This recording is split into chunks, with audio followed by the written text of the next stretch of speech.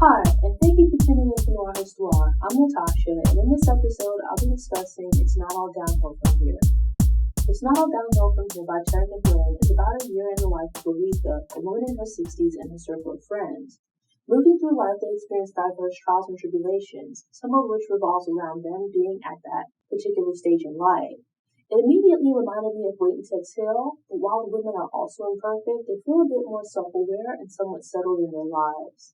The friend group is also slightly larger, and the story is set in Pasadena, California, rather than Arizona.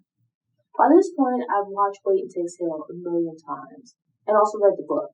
Yet most of Terry McMillan's book-to-movie projects have left me preferring the films, so I was a little apprehensive about starting this book. But I'm happy that I went against my instincts and gave the book a shot. Let me start by saying that as a fan of Wait and Exhale, Sex and the City, Set It Off, and other similar movies, and TV shows, that I love movies and TV shows that center on a tight group of friends, especially a tight female group of friends. To be clear, not frenemies where there's constant shadiness and infighting, but rather genuine, solid friendships. It's cool when you have books or movies that follow one main character, when there's a lot of character development over time. With more lightweight stories, I enjoy the dynamic of a group comprised of different personalities.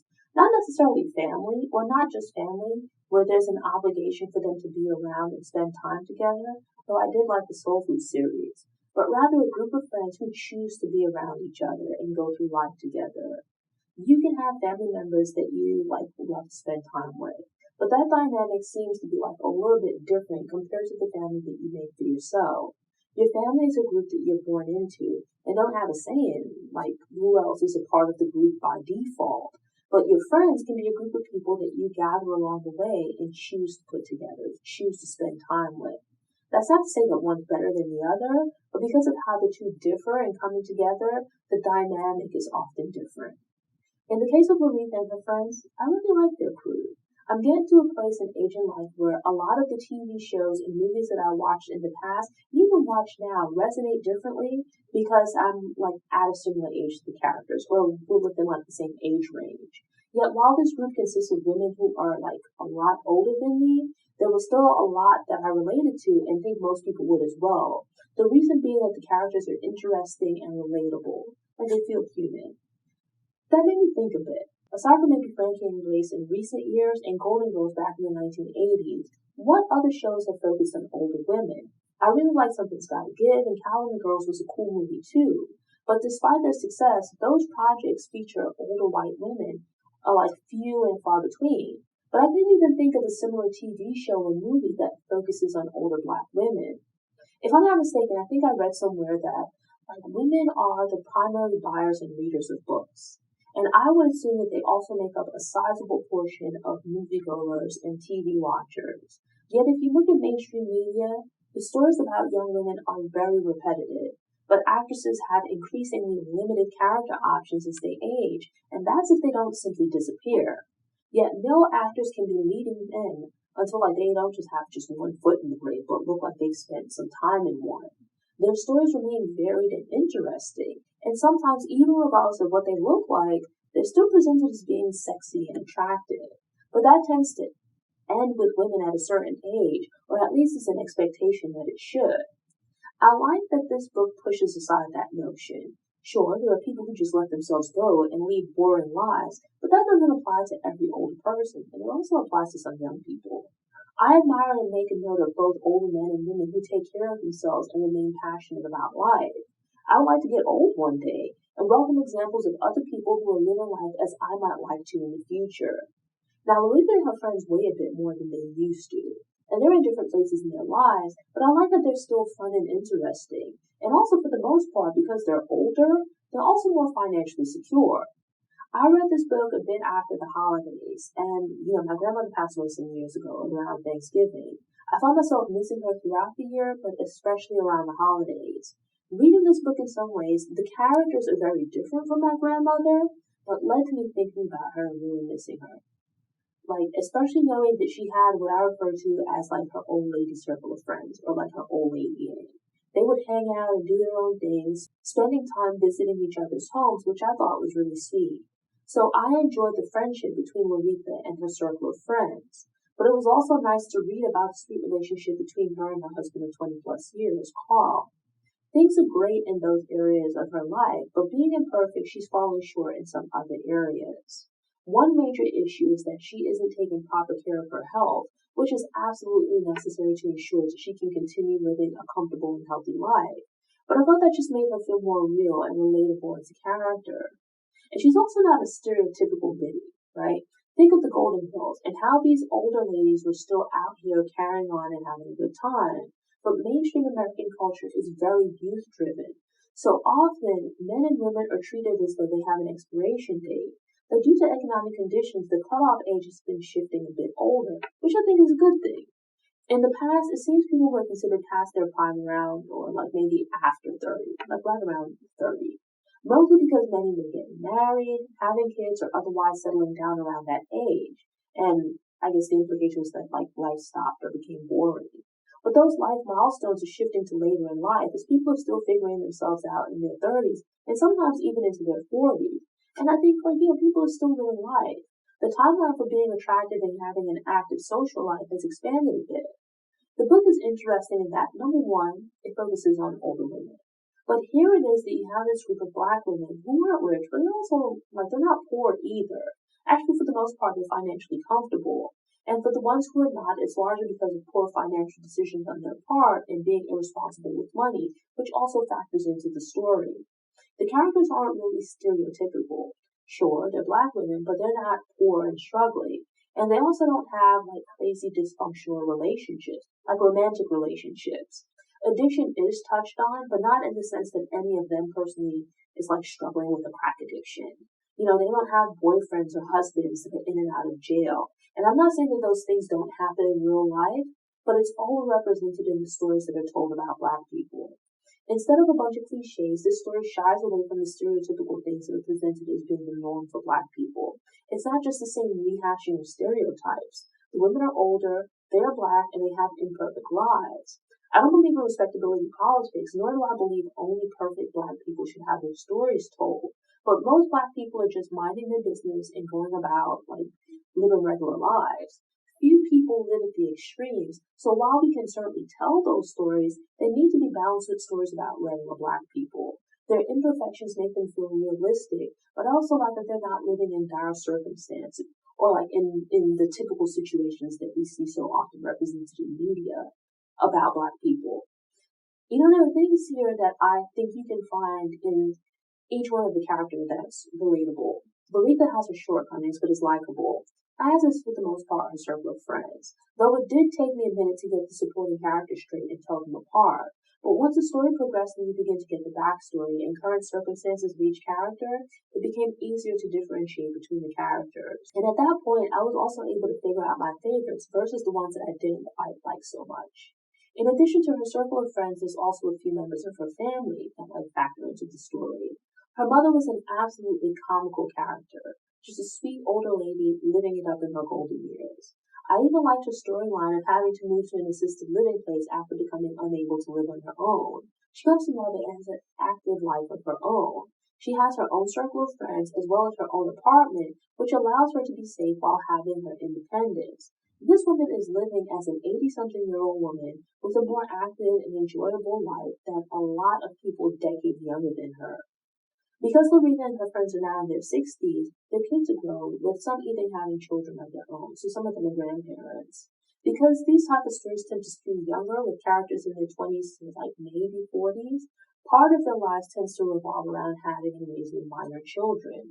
Sure, they bring their own share of problems for the parents to deal with, but adult kids come with a different set of problems. With minor children, issues typically revolve around school, activities, their first experiences, and them testing boundaries as they try to figure themselves out. But because the characters here are older, their adult children's issues are quite serious. Loretha's son is doing well and lives in Japan with his young family. Events take place where someone leaves Loretha's life, but it creates a situation where she's introduced to a young man who becomes another son to her. She also has a daughter, Janessa, who's struggling with alcoholism. Her daughter has a child of her own who's kind of floundering professionally, but at least she's in a stable and loving relationship. The granddaughter is a little bit of a dirty backpacker who's still trying to find her way. And I like the adult grandmother-granddaughter relationship where Loretha champions and encourages her granddaughter as she's figuring things out. That relationship has a completely different type of energy in comparison to the relationship with her daughter. She tries to be supportive of Janessa, but she's less receptive to help, or at least help from Loretha. One of her friends is also dealing with a similar situation with an adult child who's struggling with drug addiction. It's one thing when your kids are young or even teens and you're trying to guide them to adulthood, but they want to do their own thing. Try to ensure that they focus on school while they might be more concerned with dating and socializing. Making an effort to keep them on the straight and narrow away from drugs, negative influences, and other distractions that can derail their lives before they really get started. Imagine the added difficulty of your children being adults, but still wanting to guide them around the obstacles and distractions that are in their way. Yet because they're adults, you can offer them support, but there's only so much that you can do. Although Janessa is messing up, Loretha can't punish her or make her do right. She certainly can't send her to a room, right? Her only option is to be supportive and try to help Janessa through this difficult time in her life. On a positive note, I love the relationship between Loretha and her husband Carl. This is her third marriage, but it sounds like it's the best one. Her and her husband are both grown, not just with regard to their age as a number, but also their maturity, within the relationship. They're not carrying on with the nonsense that they and others might have been entertaining in their youth.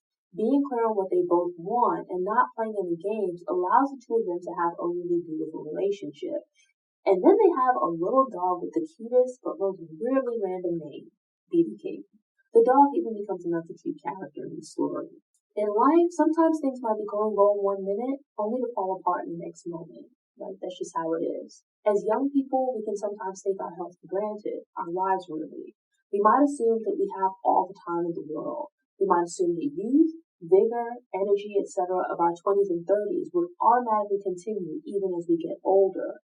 But the reality is just the factor of aging, staying healthy and fit will require effort. There are some things with regards to your health that are just beyond your control. This includes hereditary illnesses, injuries from accidents, etc. But there are also health issues that we can avoid or mitigate by developing healthy lifestyle habits in our youth. The hope is to do all that you can while you're young to safeguard against as many problems as possible later in life. There are health issues both directly and indirectly experienced by Loretha, Carl, and her friends. It varies from person to person, which is true in real life, as it depends on a person's activity level and their commitment to health, as well as hereditary things and whatnot. That commitment and discipline varies from person to person, and even within an individual based on stages in their life. At this point in life, Loretha needs to lose some weight as she's teetering on the brink of dealing with serious health issues as a result of her unhealthy lifestyle. It's largely caused by being inactive and having poor eating habits. This is something with which a lot of people struggle. Think of it like New Year's resolutions, where people tell themselves they're going to get healthy in the new year. They plan to start eating healthy in January, but then decide it's okay in the meantime to eat, drink, and be merry because it's the holidays. Just a few more months of living unhealthy, and then they're going to make a big change. But after New Year's, they either unapologetically continue with the same old habits, or they start out doing well, but then allow their plans to gradually fall by the wayside. Loretha falls into that camp, as she uses things happening in life as an excuse to not buckle down and get healthy. It's fine to have health goals, but as we see with Loretha, some people struggle because they try to get healthy for a specific moment. For example, they might focus on hitting a specific weight loss goal, rather than focusing on adopting long-term changes to their lifestyle. When Loretha decides to try eating more healthy, she skips dessert while out at dinner and resists eating candy. But she would later double back and eat not just what she said she wouldn't, but also in greater quantities. She also makes excuses and keeps delaying her commitment to getting serious about her health, like exercising and becoming active. And it's not just her health, but also other things in life. Loretha procrastinates in doing the things she wants, becoming the person she wants to be, and going after the things that she wants. I think most of us are guilty of this in some form. It's not just her, but her friends as well. Some of them are also struggling with their weight, but for others, they're procrastinating about improving other areas of their lives. I appreciated that realness. Reading the book, I found myself getting really frustrated with Loretha. She's a fictional character, but over the course of the story, she became someone that I cared about. To read about her health declining and diabetes becoming a potential issue felt very real. Her unhealthy lifestyle and lack of activity were also contributing to her blood pressure and cholesterol levels also becoming an issue. With all of these problems looming, it was frustrating to read about her not taking action. She's supposed to be watching what she eats, exercising, and just trying to be otherwise healthy. But then she comes up with excuses as to why she can't start today or why it needs to be put off until tomorrow. The way it all came together just felt very human and realistic. Overall, I like the way that everything came together. I enjoy the dynamic between Loretha and her friends. In part, because it's the same author who penned Wait Until Exhale, it felt like the characters were different, but in a sense, this is like the original crew, but just 30 years later. I like these friendship stories where women lean on, encourage, and otherwise support each other. While they might have started out as high school friends because of their history, they're now just as much family as the ones they were individually born into. This is a great story about their friendship, but it also touches on topics that are quite important in general, but especially within the Black community. A major subject being health, as the main character has to live with diabetes. Her husband also has health issues, and they're slowing down but still want to live. It provides a very realistic discussion of someone struggling to make the changes that are now necessary to ensure they keep living and maintain their quality of life. There's also the discussion of mental health issues and addiction, two topics that are just beginning to be openly discussed. The reality is that people sometimes use these self-destructive habits as a way of self-medicating. Some of the characters are suffering from depression and other mental health issues that they might not even be willing to admit to themselves. Instead, they use alcohol and drugs to numb those feelings so they don't have to deal with them. This becomes an obstacle to them truly seeking out getting the help that they need. McMillan's approach to these real and very relevant topics feels like the opening to a discussion, rather than what might feel like a lecture on the other hand. She manages to touch on the struggles faced by members of the Black community, really society in general. I appreciated that McMillan was able to touch on these very serious topics in a way that was still entertaining and approachable. You might read this book and see something in the characters that makes you reflect on yourself, your friends, and your family. I know I did. Thanks for tuning in. Show notes are available on the Loretha website by the link in the episode description.